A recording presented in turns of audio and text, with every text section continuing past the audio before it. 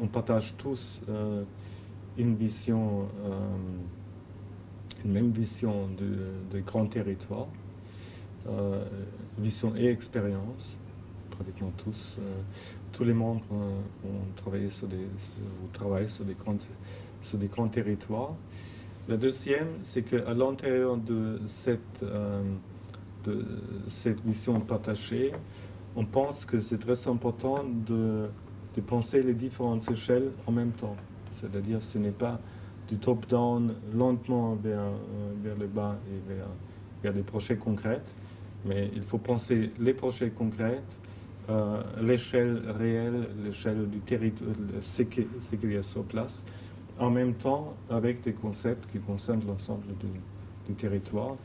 Et la troisième chose, c'est parce qu'on a une expérience assez dense sur la concertation qui était pour nous déjà dans les années 80 une obligation pour encore pouvoir faire des projets dans la concertation, dans la coopération et dans la communication. Ici, on est confronté à un territoire qui n'est pas le déversement de Marseille, ou en tout cas pas seulement, mais qui provient d'Aix, qui provient de tout ce qui est le bassin industriel lié au port, à l'aéroport et tout ça. Et ce sont tous des centralités. Et ces diverses centralités ont fait que la métropole, si elle existe, elle sera multipolaire. Et donc, il s'agit de ce qu'on a appelé une sorte de territoire d'ensemble où chaque ville n'est plus confrontée avec la nature comme quelque chose qui la délimite, mais en fait qui est complémentaire. Et les natures n'appartiennent plus à des villes, mais à l'ensemble. Et bon, là, c'est quand même des situations qui se retrouvent guerre en France, guerre en Espagne et guerre en Italie, mais qui se retrouvent très souvent au nord, d'où on vient. C'est-à-dire l'Emscher Park en Allemagne, c'était ça. La Randstad en Hollande, c'est ça. La Flandre en Belgique, c'est ça.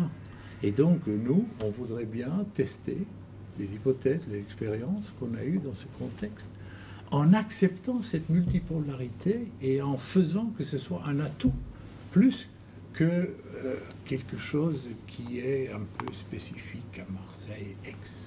Voilà. On a quatre domaines. C'est d'abord le paysage et l'urbain, parce que évidemment ici le paysage et l'urbain sont très liés.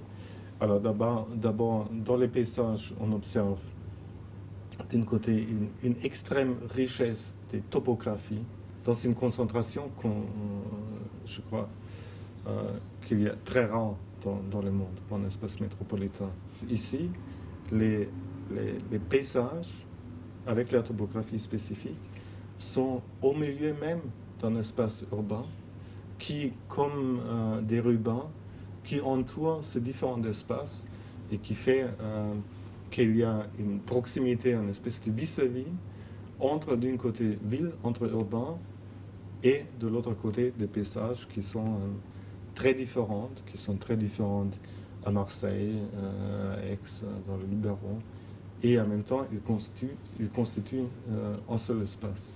On peut déjà aujourd'hui regarder quelque chose qui est très spécifique et qui fait aussi quelque part la richesse d'ici, c'est que en dehors des problèmes de mobilité qu'on a un peu partout dans les métropoles, évidemment dans des mesures et dans des formes différentes, il y a quelque chose ici qui est incroyable, qui est le lien avec la mer, avec le bateau, sur l'ensemble de Méditerranée. De l'autre côté, des liens avec un moyen extrêmement efficace du TGV, qui ne va pas uniquement à Paris, qui va aussi à Francfort, comme je l'ai dit, nous on est venus en train de Berlin. Bon, après il y a l'avion, c'est-à-dire il y a une densité de possibilités de différentes échelles de mobilité qui, je crois, si on les prend ensemble, qui peuvent être un levier important. Et dernier grand thème qui est la culture d'un côté et l'économie de l'autre. On pense que Marseille peut jouer un rôle très important et ce n'est pas du tout de stigmatiser, de dire Marseille, c'est là-bas, c'est la Méditerranée, mais Marseille, avec ses liaisons et avec sa proximité, et aussi avec son ancrage continental d'un côté, je crois, est vraiment prédestiné de jouer un rôle de pont, de médiateur, en plateforme d'échange à partir duquel on découvre et on développe un dialogue avec ces autres cultures. This notion of the landscape metropolis has to be tested, has to be grounded. So in order to do so, we set up a method in which we're going to do the research on the whole metropolitan region, but meanwhile also start to test some of the notions we find out. So we will take some critical places, situations in the metropolitan region in order to ground the first conclusions of the analysis. And therefore finding ourselves in an iterative process in which we entangle the research, but also meanwhile also